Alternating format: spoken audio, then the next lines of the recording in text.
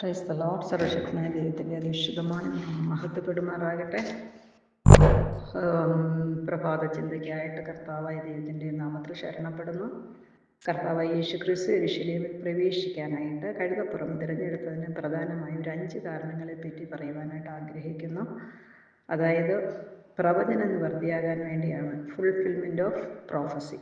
സക്കറിയ പ്രവാചകൻ വർഷങ്ങൾക്ക് മുമ്പ് 9:9 പറഞ്ഞിട്ടുണ്ടായിരുന്നല്ലോ, ദരിദ്രനായ കഴുതപ്പുറത്ത് കയറി വരുന്ന രാജാവായ മെശിഹായെക്കുറിച്ചുള്ള പ്രവചനം. ഈ പ്രവചനം നിറവേറാനായിട്ടാണ് യേശു കഴുതയെ തിരഞ്ഞെടുത്തതെന്നാണ് ദൈവവചനത്തിൽ സക്കറിയ പ്രവാചകൻ്റെ 9:9 നിറവേറാനായിട്ടാണ് കർത്താവായ യേശു കഴുതപ്പുറത്ത് വന്നത്. സമാധാനത്തിൻ്റെ പ്രതീകമായിട്ട്, രണ്ടാമത്തത് സമാധാനത്തിൻ്റെ പ്രതീകമായിട്ട് സിംബോൾ ഓഫ് പീസ്. പുരാതന കാലത്ത് രാജാക്കന്മാർ യുദ്ധത്തിന് പോകുന്നത് കുതിരപ്പുറത്തും സമാധാനം സ്ഥാപിക്കുവാൻ വരുന്നത് കഴുതപ്പുറത്തുമായിരുന്നു. യേശു യുദ്ധം ചെയ്യുന്ന രാജാവല്ല, മറിച്ച് സമാധാനം സ്ഥാപിക്കുന്ന രാജാവാണെന്ന് ഇതിലൂടെ നമുക്ക് മനസ്സിലാക്കാം. മൂന്നാമത് താഴ്മയുടെ അടയാളമായി കാണാം, ഹ്യൂമിലിറ്റി. വലിയ കുതിരപ്പുറത്തോ രഥത്തിലോ വരാതെ സമാധാനക്കാരുടെ മൃഗമായ കഴുതപ്പുറത്ത് വന്നതിലൂടെ യേശു തൻ്റെ താഴ്മയും വിനയവും പ്രകടിപ്പിക്കുന്നു. ഇത് രാജാവായ യേശുവിൻ്റെ എളിമയെ കാണിക്കുന്നു. നാലാമതായിട്ട് രാജാവെന്ന നിലയിലുള്ള പ്രഖ്യാപനം, ഡിക്ലെയറിംഗ് കിങ്ഷിപ്പ്. സോളമൻ രാജാവ് കഴുതപ്പുറത്ത് സഞ്ചരിച്ചതുപോലെ യേശു യെരൂശലേമിൽ പ്രവേശിച്ചതിലൂടെ യഥാർത്ഥ രാജാവാണെന്ന് പ്രഖ്യാപിക്കുന്നു.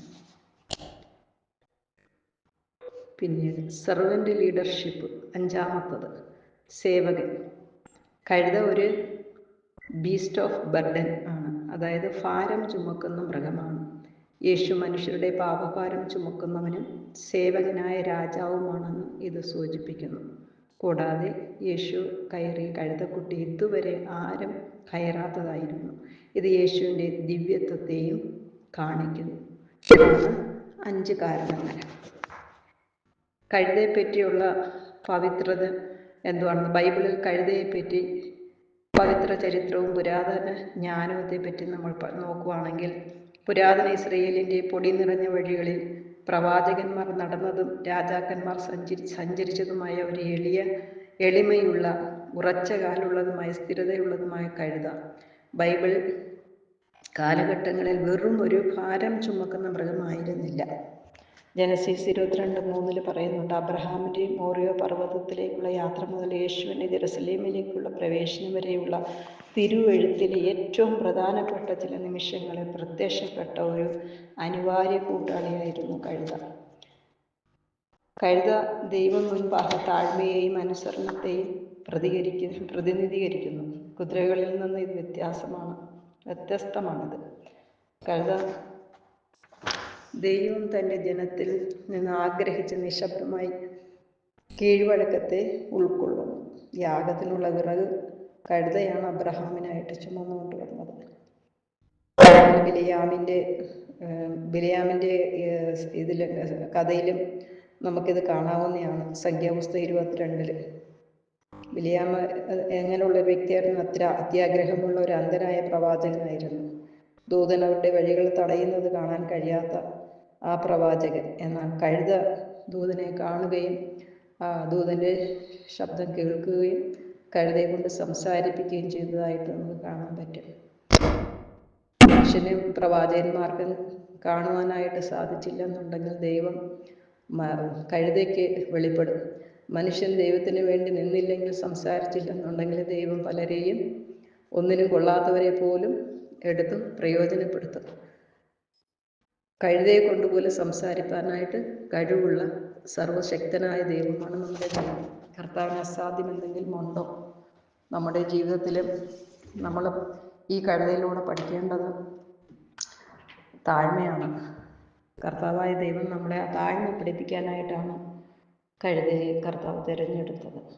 ദൈവസന്നിധിയിൽ നാം താഴ്മയുള്ളവരായിരിക്കണം, അനുസരണയുള്ളവരായിരിക്കണം.